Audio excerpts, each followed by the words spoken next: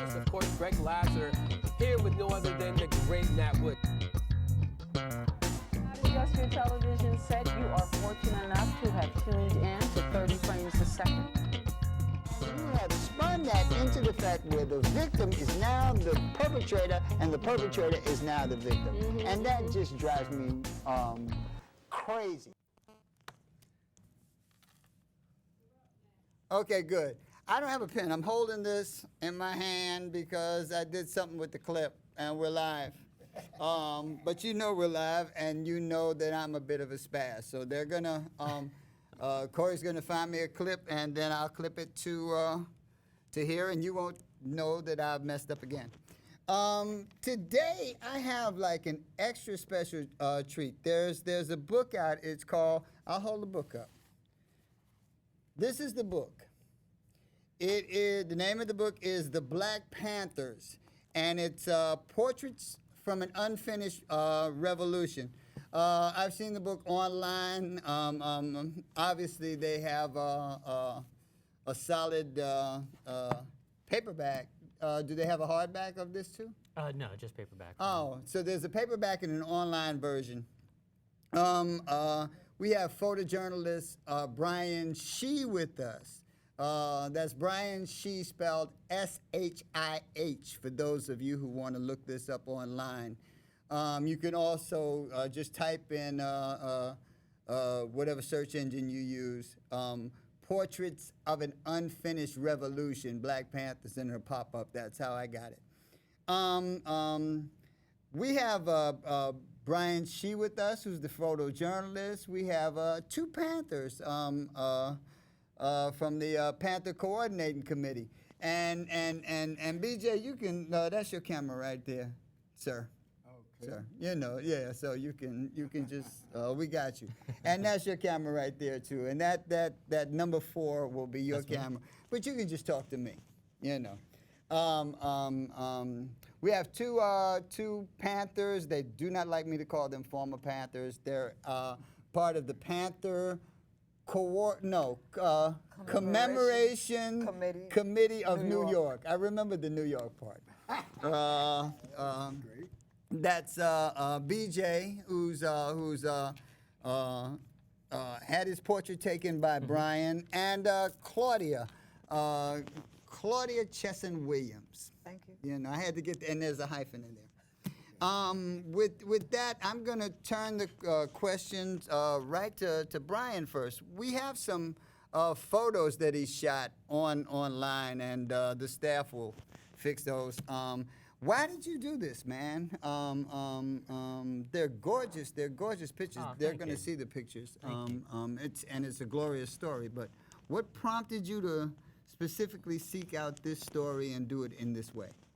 Well, we have an hour, so I'll give you the longer version. Give me the longer version. But I was actually working on another project. This was when I was in graduate school in California, and I was doing a project on Islamic converts in prison. And I was photographing, somehow I had gotten access to photograph in San Quentin State Prison, which is just outside of San Francisco. And while I was working on that project, I actually met two gentlemen who told me that they had been Panthers. And it didn't really... In California? This was in, I didn't follow up with them because I hadn't been thinking about this project at that time. But when I finished that project, and I was looking for others to work on, it planted a seed in my head, basically, thinking like I knew a little bit about the Black Panthers because I had grown up near Oakland, but it just planted the seed of a question: what happens to revolutionaries in America? Right. And the reason that question came up is because yeah, they're showing some of the pictures now. Look at those. Those are, you know, I'm kind of jealous. I'm a photographer myself, and those are exquisite. But keep going. Yeah. So the project finished about 2008, and then like I said, the seed of this idea planted in my head. But comes to 2011, I had worked on a couple of portraiture projects but I was looking for something that I could really dedicate myself to and commit to, and that would have some kind of historical significance. And 2011 is when I started researching the Panthers seriously. 2011 is really a momentous year for a couple of reasons. One, it's the 45th anniversary of the party. Right. It was also the 100th. Right. They started in '66, I think it Yes. was. Right. Yeah. October '66. The end of '66. Yeah. right. Last year was the 50th anniversary. October 2016 was the 50th anniversary. But 2011 is also the 100-year anniversary of the Jian Revolution in China, which a group of revolutionaries basically overthrew the last emperor of China, making way for democracy and later the communist government. It turns out that my great-grandfathers on my father's side were generals in that revolutionary army. And they had, they basically, it sounds like a movie, but they literally overthrew the last emperor of China. Maybe that's some reason why I liked you. Right? It's in your genes. You could feel it, right? Yeah. He's an earth disturber. And so the one more part of the story was that in 2011, just over the summer, my father and my mother were flown to China as basically VIPs, being descendants of these revolutionaries. Wow, excellent. They flew them to China first class. Everything was first class. They shuttled them around in late model Escalades. They shut down the freeways. That's not how we Parties do it everywhere. in America. We don't. Yeah, we shuttle. Yeah, not for revolution, and that was the Especially point. not for the Panthers. Yeah. we And that do was the shuttle point. them around. Right. But it's yeah. But that really brought it home for me. Amazing. That we had. I was talking to a gentleman, Billy X. Jennings, on the West Coast, who is kind of a historian, archivist of the party, and he was scrapping to try to put together a 45th reunion. Meanwhile, my parents are in the lap of luxury. Wow. And so it was such a clear difference between this is what happens when you win, and this is what happens when you don't win. And that was. I wish I could have explained it that well when I started this, but it's just all of these things were swimming around and in my mind. And as I continued working on the project, those things became more and more clear to me. Right. Now, and the book is magnificent. I just got a chance to Bullwhip. That's my man. I just got a chance to see some of the photos, but I didn't actually get a chance to get my favorite online provider to get me a copy of the book in time. And You angling for a free book? Yeah. I brought you one. Angling is a nice way to put it.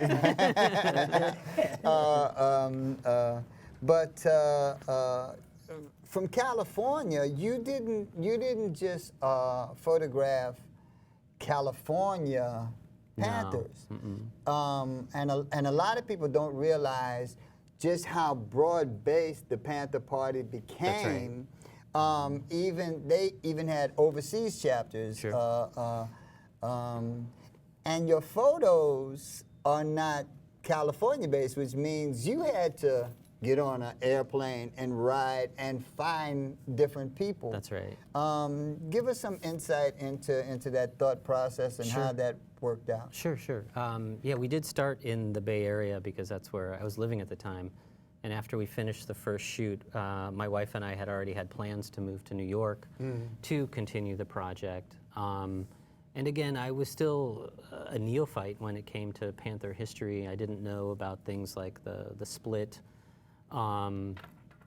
which I'm sure we can talk about. Yeah, make sure if you mention something, you talk about Sure. it. You know. And eventually, after coming to New York and meeting the Panthers here, we were able to hold a shoot and just each time we did a photo shoot, the images got a little bit better. Right. I became a little bit more connected with the Right. Panthers, Right. who are some of the most generous and giving people that I've ever met, if you're coming correct. Right. Right. And I always tried to do that, just in my life anyways, but especially I knew it was very important to really be sincere and genuine and committed to what I was doing and to follow up and to fulfill what I said I was going to do. And I think over time we built up a really, really nice relationship that I think the fact that we're all sitting here together represents that. Let me give you the backstory on that. Now it all comes out. The Panthers are very tight-lipped about our history. And when people come to interview us, Yeah, they if got the you- full shot, but that if- shouldn't. If if you're going to you talk to the don't- people, talk to the people in that okay, camera right there. if you don't have carte blanche or somebody say, hey, talk to this guy. The brother here on the cover of the book, Elder Freeman, which he passed away, but he was the one that called me and a few others in New York. And we said, who is this guy, Bryan? Why is he here? He said, he's cool. Go ahead, work with him. And that's the only way that Bryan was able to get into the inner circle, because he was given a pass by Elder Freeman. And Elder Freeman, he was featured in Stanley Nelson's movie, The Vanguard of the Revolution. And it was so sad because when the film came out, Elder Freeman had passed away about 3 months prior to the film. Yeah. So I he was very lucky to interview him. He passed away just a month or two after I conducted my interview. And if it wasn't for him, Bryan wouldn't be here. We wouldn't be here with Bryan. Well, when you talk about communities, especially closed communities, generally that's the only way anyone can get into that community is someone has to say he's cool. He's okay. Right, Yeah. he's cool. One of the things, you can tell me if this is how you saw it, but one of the things that I have found from dealing with a lot of these people, first of all, there's the image of the Panthers, there's the propaganda, and then there's the knowing the people. And the knowing of the people, they're more like just people, as opposed to this image that people have of the Panthers. Right. And when you travel around, not only do you, and you're looking for people in the original Black Panther Party, but you come to find out, excuse me, that not only are they are people, but that their personalities and what they did in the revolution tends to reflect the city and the circumstances of the city that they were in. That all Panthers are not created equal, just like all towns are not created. Like California is one set of circumstances, and Chicago is another, and New York is another, and Wisconsin is another. Did you find that to be true? And what kind of challenges or eye-openers did that present in your thinking? Yeah. Well, I think there's a couple of things that you said that really resonate with my experience on the book, and that was, when you first start reading about Panther history, you read about Huey Newton, Right. Bobby Seale, Eldridge Cleaver, kind of marquee names, Right. if you want to call them that, and that's where that history is very well known. I think it's been covered a lot by academics, scholars, Right. Journalists, and the It more makes that we good were, movies. yeah, yeah, it really does, and I think that's where a lot of the lasting image of the Panthers comes from. And the more that I worked on this project, and the more individuals that I met, I kept hearing this phrase "rank and file," Right.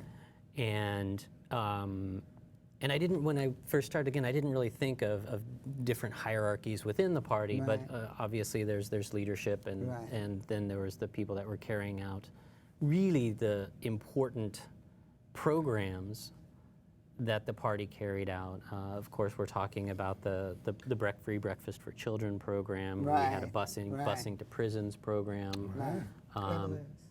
The ambulance program. Sickle cell. You know, sickle cell. She's feeding me answers. That's good. That's good. That's good. Doesn't work well in school. It'll work here. And that was, I think, and those programs, to talk about the different geographies, I think those programs definitely differed and were in response to what was going on in the different chapters and in the different locations. Claudia mentioned the ambulance program, which grew out of the Winston-Salem chapter. Right.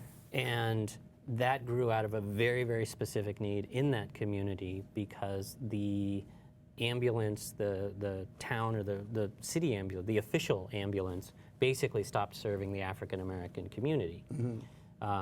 And if you were in that community and you did call the ambulance, when the EMT arrived, they would judge whether you were serious enough or not, your condition was serious enough or not to actually be taken to the hospital. And these aren't doctors; these are first responders.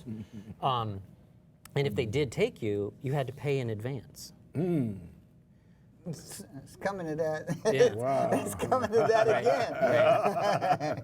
It's coming full circle. Yeah. So that was and I believe that was the only Panther chapter that had that program, but it definitely grew out of the needs of that particular community. We ended up, this goes back to your previous question, but we ended up doing about 10 or 11 shoots covering East Coast, West Coast, New Orleans, Winston-Salem, and I think one of the most memorable aspects of the project was we actually went to 3 maximum security prisons in upstate New York. Wow, yeah.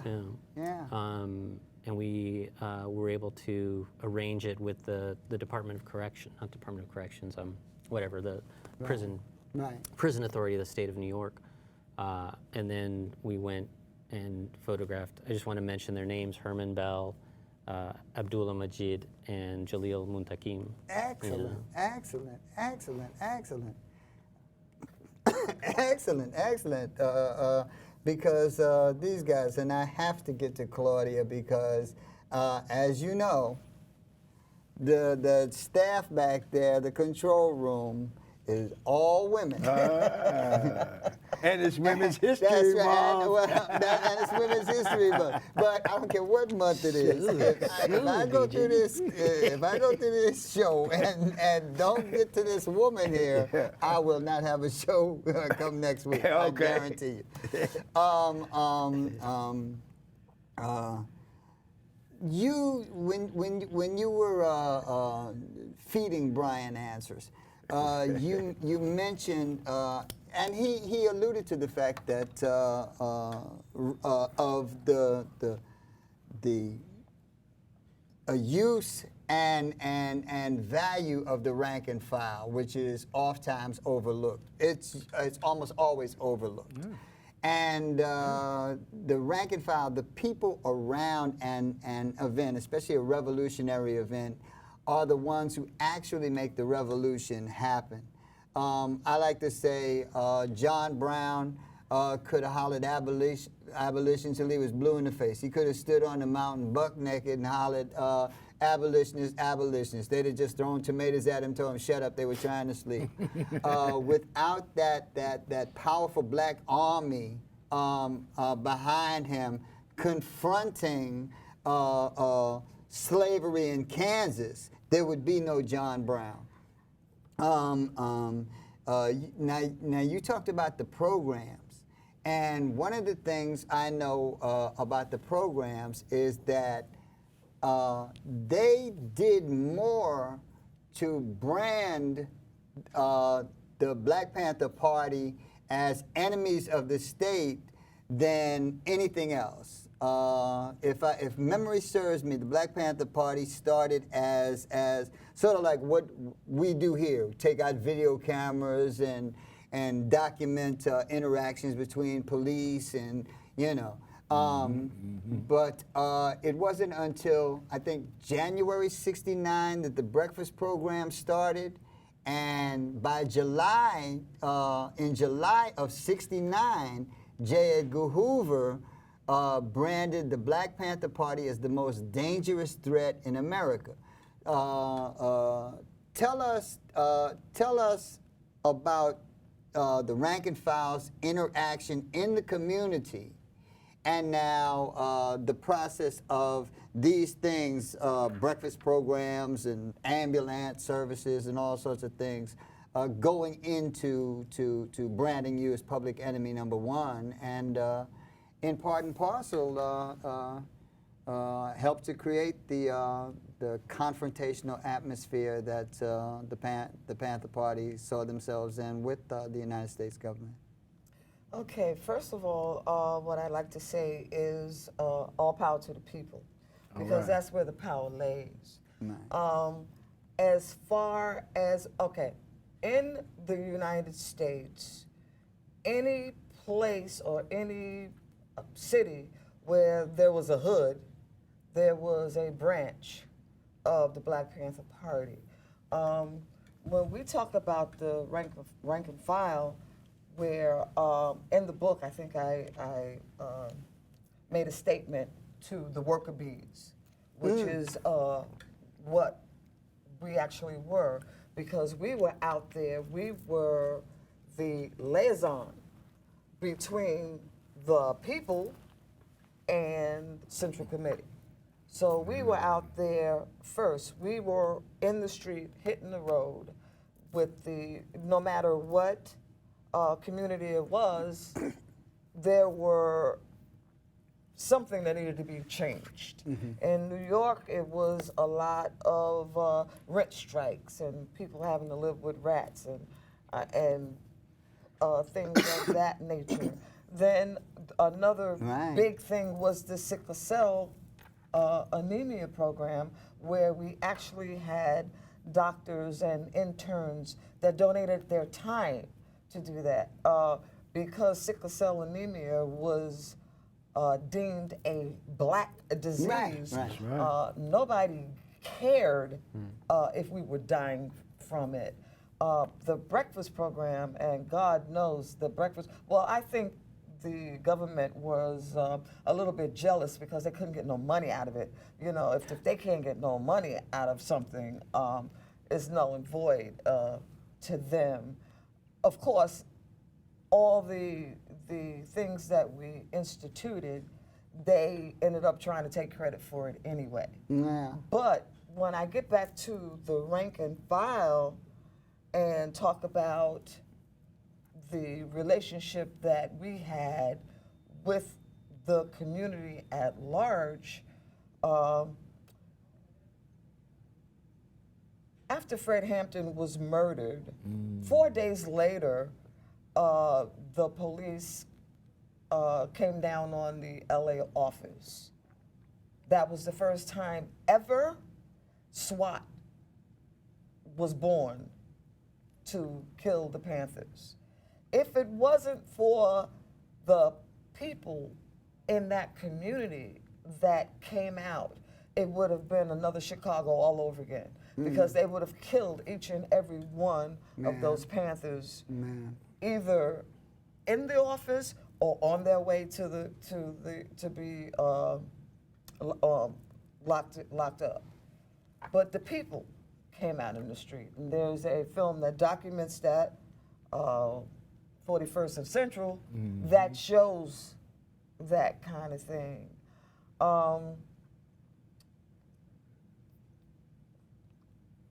When I talk about worker bees, I'm talking about people that was doing the work. I know my goal was to sell 125 papers a day. A lot of times I didn't make the 125, but I was close to it. So, you know, we were out there on the front lines. J. Edgar Hoover, in order to stop the momentum that was happening. You know, oh my God, you know, black folks with guns and, you know, this and that. His propaganda, he had to come out with the propaganda to show us as thugs and hoodlums and terrorists, because that's what they do. They are still doing it today, you know. But it was the people that said, no, they're feeding our kids. You know, how can you say this? You know, they walked me across the street. They bags of food, you know. So the only other thing that the government could do was, you know, just extend the COINTELPRO, because actually COINTELPRO was around when Marcus Garvey was here. So they just extended it, and they made us their #1 top priority to kill and murder and jail. BJ, for those who don't know, COINTELPRO, what is that? Oh, it was born by J. Edgar Hoover, and he decided that the Black Panther Party was the biggest threat to the eternal security of America. And he said that in July 1969. That's right. And that's when they called the Dirty Tricks Program. They sent Brown, what they call the Brown Letter Project, where they would send a letter from one Panther to another. They say, hey, man, so-and-so is going to kill you, blah, blah. A good example is Fred Hampton. He started the Rainbow Coalition, not Jesse Jackson. And that coalition was the Appalachian whites, the Mexican, young lords, Puerto Rican, the Chinese, Iroquois, and it was forming a coalition, which was definitely, and the Peace Stone Nation. Who was Fred Hampton? Fred Hampton was the chairman, deputy chairman of the Chicago chapter Of the Chicago chapter. of the Black Panther of the Black Party, Panther Party. along with Bobby Brush, who was the deputy minister of defense, who is now a congressman in Chicago. Correct. Now, because of this coalition, they was afraid, so they had to do something to stop the coalition. So they sent a letter to the leader of the Blackstone Nation, Jeff Ford, because it was going to be a big meeting between him and Fred and all the gangs in Chicago that was going to declare peace. One of the organizations, the Vice Lords, decided to take up, and with Fred Hampton, and they started their own political organization. But Jeff Ford was sent a letter that said, Fred Hampton's going to kill you. So Fred had to go down to the office and talk to Ford and let him know, said, look, man, we ain't sent no letter, we ain't going to kill you, we're not.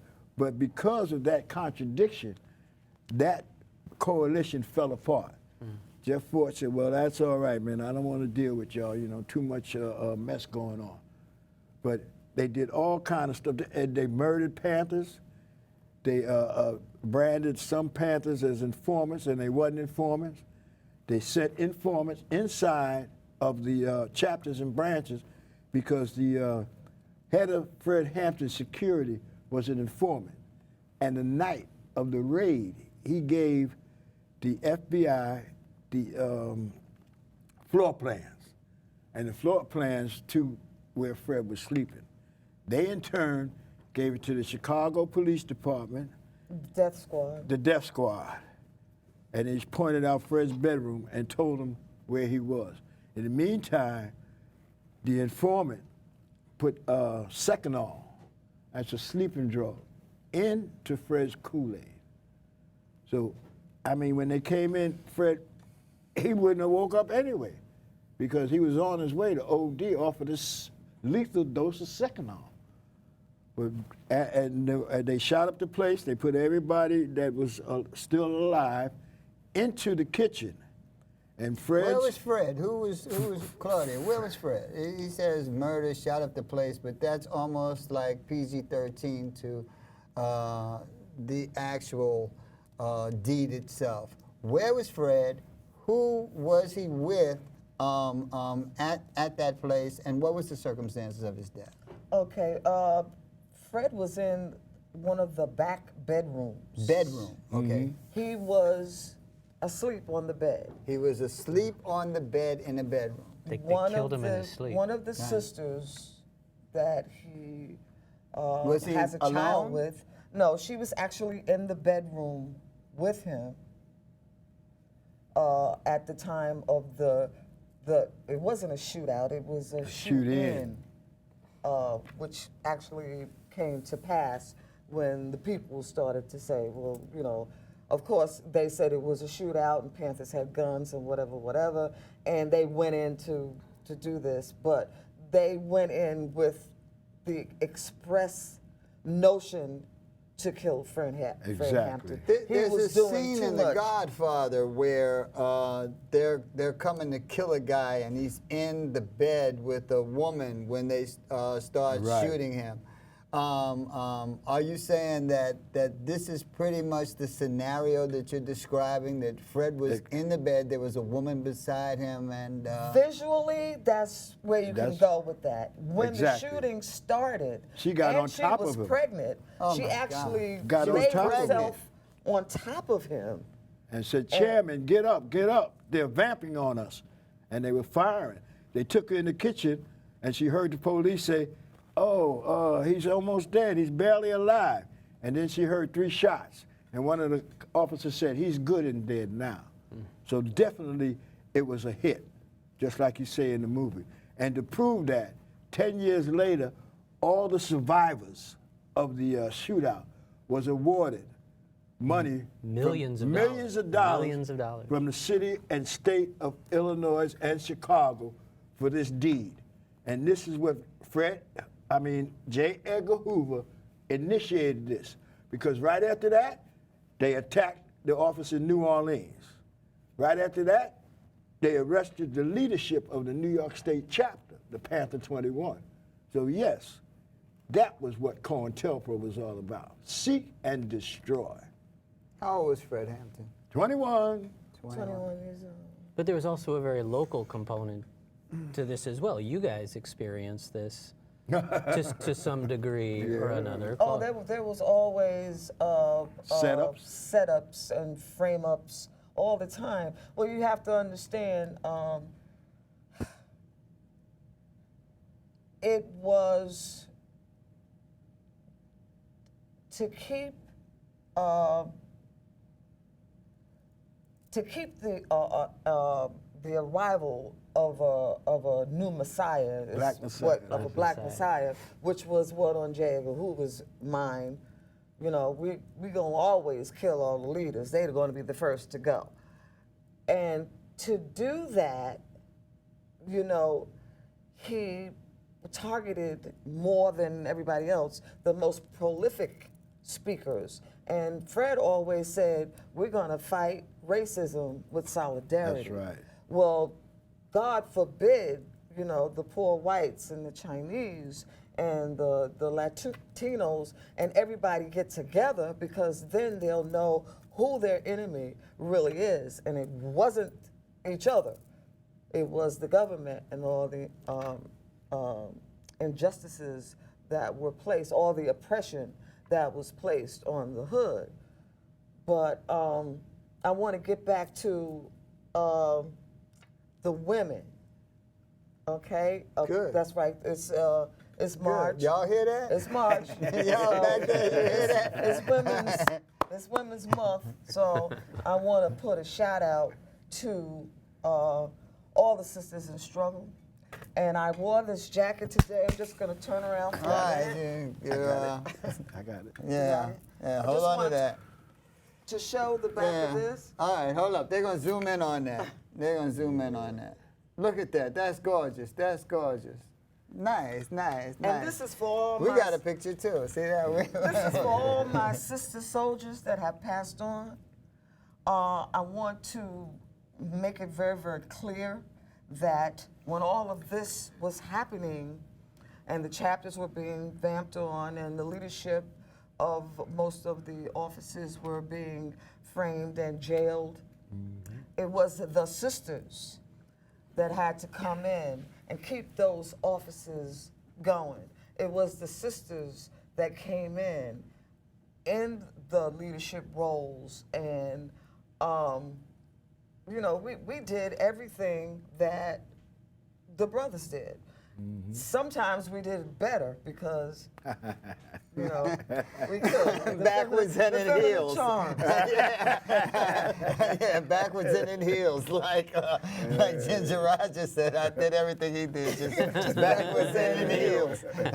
But a lot of people don't understand that the Black Panther Party consisted mostly of women Yeah, and young women. yeah. So, How you know, old were you when you joined? I was almost 18. Wow.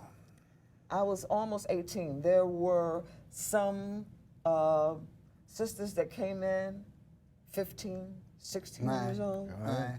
You know, and but back to those offices, we had to do security on those offices, which meant that we had to fill up sandbags and, you know, to secure the office. We still had to keep the programs running, and you know, so it's women's power.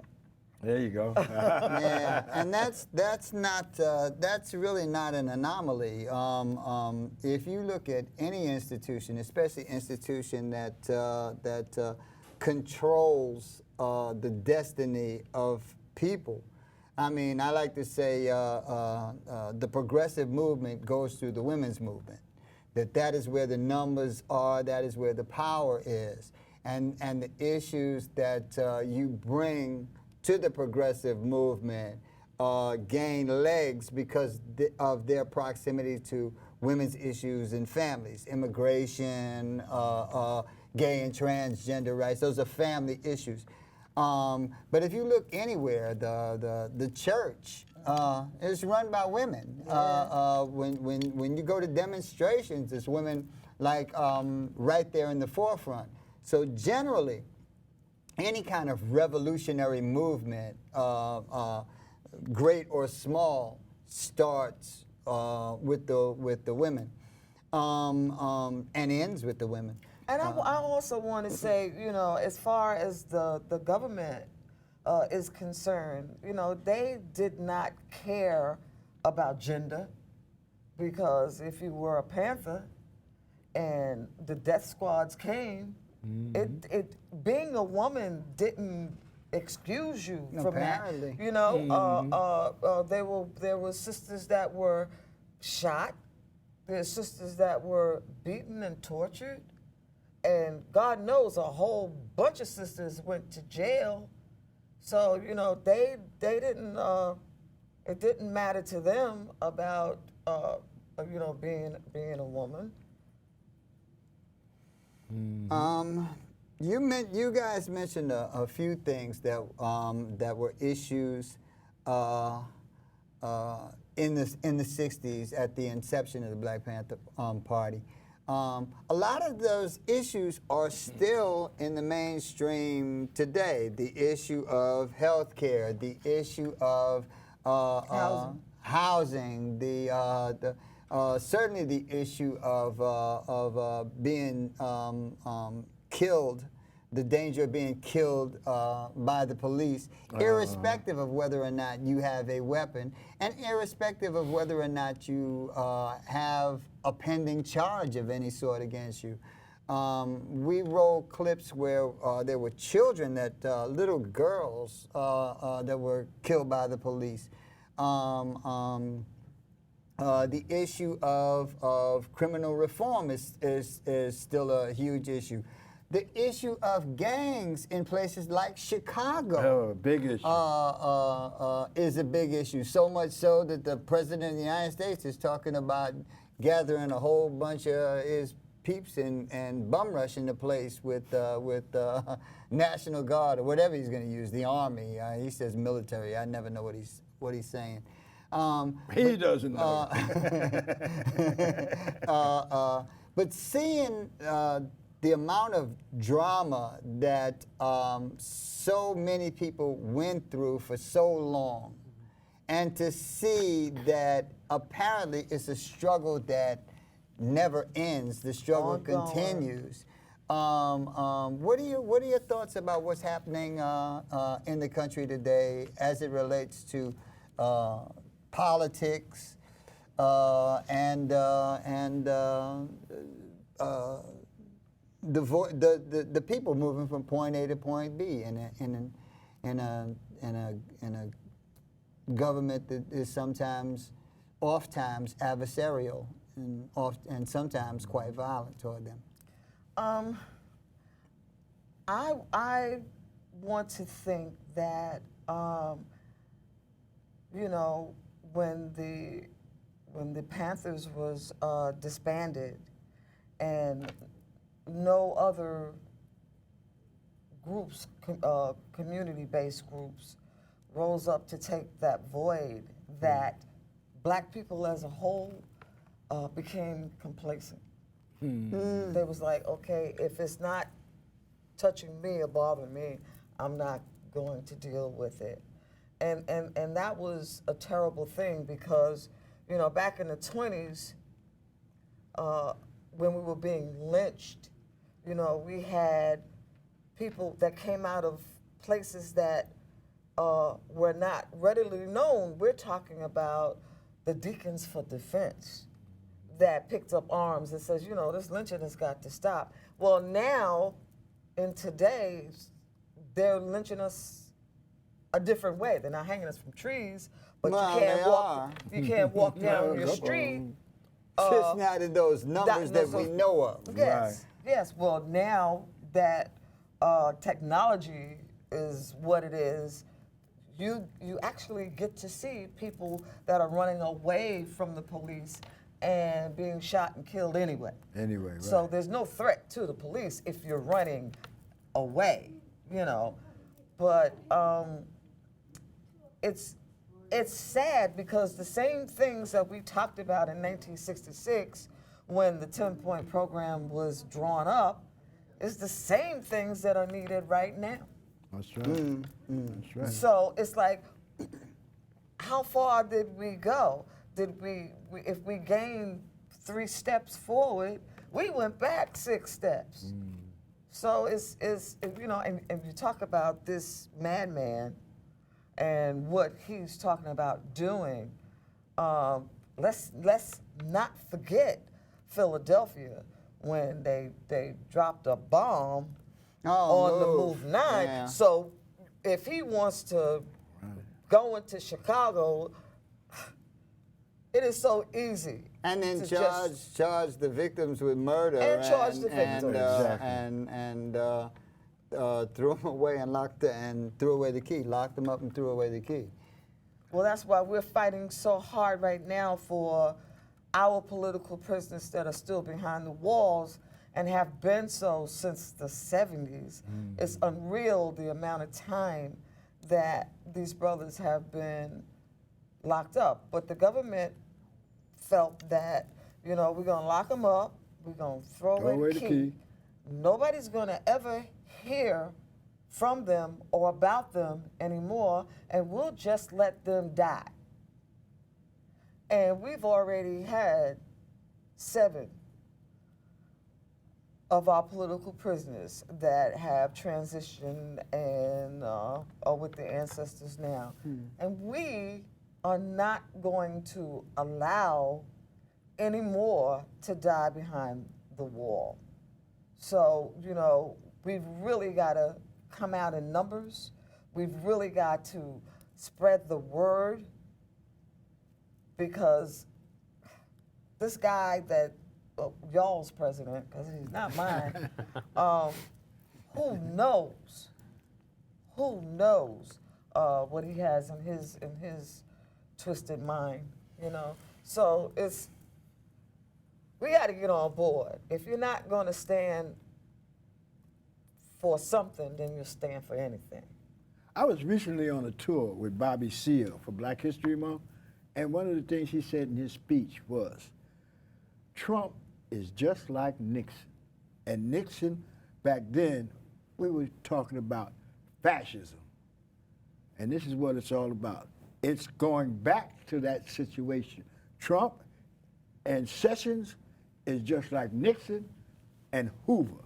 And I just like to talk to the Black Lives Matter movement. You guys better watch your back. I was on a panel, and someone asked one of the panelists about the Black Lives movement and what they're doing and what they stand for and how good are they. He said they're great. They're getting the word out. They're hiding the contradiction. But one thing that they fail to do is organize in the community. Because if you notice, the mothers and fathers of the victims of police brutality are now speaking out, standing up. I mean, Trayvon Martin's mother got a big 15 minutes of fame for endorsing Hillary Clinton. But the Black Lives Matter movement has to go into the community and talk to the mothers of these teenagers and these young black kids, so the mothers will start standing up before it happens to their child. And that's the big challenge I give to the Black Lives Matter movement. That was one of the biggest, I think one of the things that I take away from working on this and getting to know the Panthers and the Panther history is that there was such, if you look beneath the program, it wasn't just a kind of hodgepodge of programs. There was a specific vision behind those and specific principles.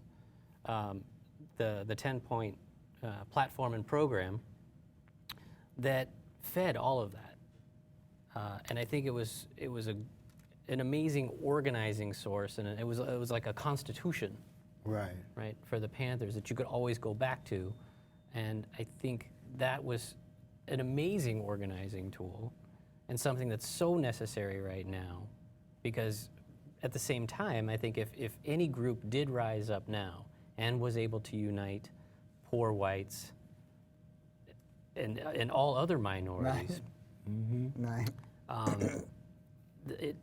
at this time, it's more necessary than ever. Yeah. And I'm sure they would experience the same repression, Of course. from the government level, because you cannot have that many people united Correct. and conscious of what's going on. We're like running out of time. I wanted to give the callers an opportunity, but forget that. Sorry, callers. You mentioned the fact that you had the opportunity to meet with, I think you said 3 Right. incarcerated Panthers. Tell us who they were. Tell us the kind of time that we're talking about, and what you gleaned from the experience of meeting these people Sure. face to face. Sure. The 3 political prisoners that we met, these were all in upstate New York, maximum security prisons, were Herman Bell, Jalil Muntakim, and Abdullah Majid. And I think each of them have done over 40 years. At least. Abdul Majid did, I think it was 33 and a third or 34 years. But I think it was he originally recently 25. passed away. Yeah, Majid. he also recently passed away. And they were all convicted of killing police officers. So anytime their parole comes up, which is very rare, it's always denied.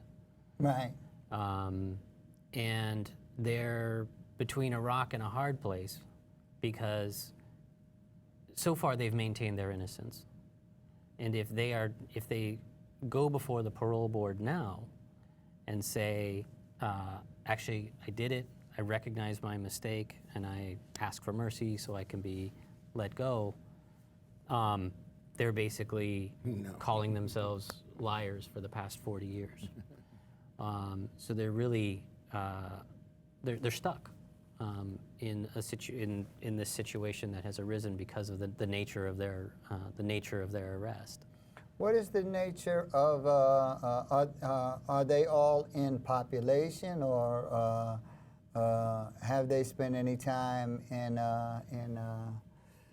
solitary? In solitary? I don't think they're not in solitary now. Jalil is. They've, Is Jalil? they've all been in solitary at one time or another. I mean, Jalil was just teaching and giving classes to Black anyone who would listen on Black History Black History Month, and was thrown into the hole. But these classes and the classes was approved by the prison. They got the guidelines and they approved it.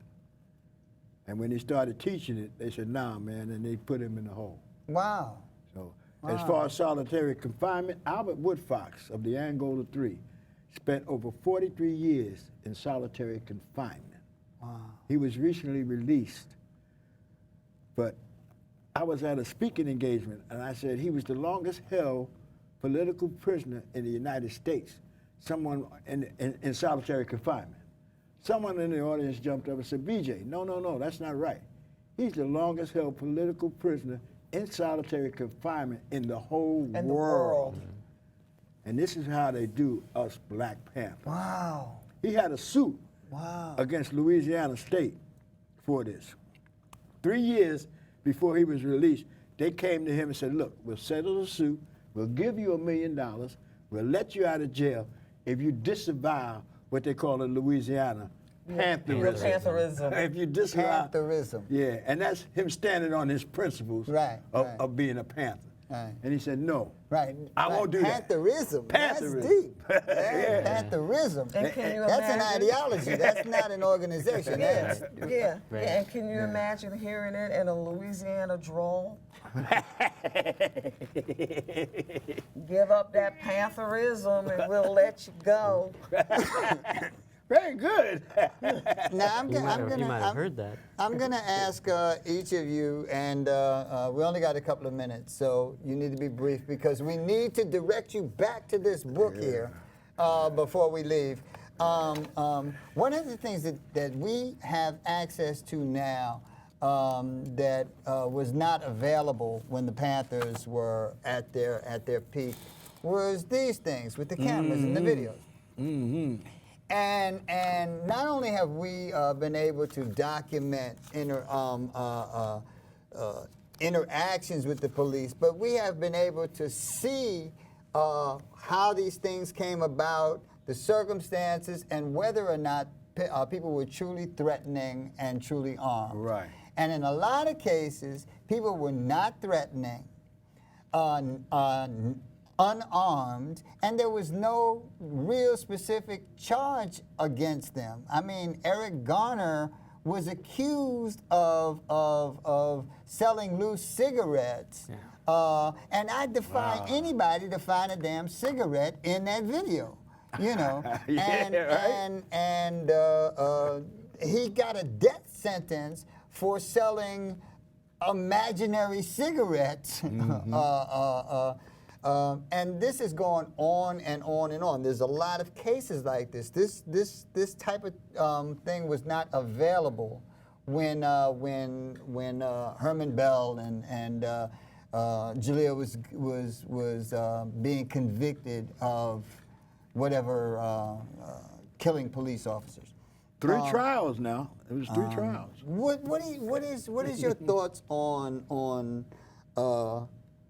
justice in darkness, in the cloak of darkness, and how we see things today with the light turned on?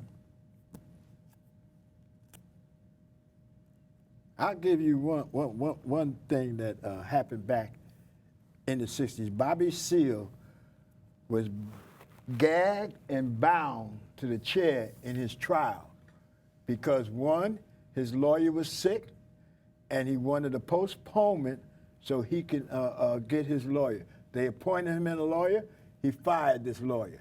And every time his name was spoke in the trial, he said, "I object, I object." So they bound and gagged him, and he kept,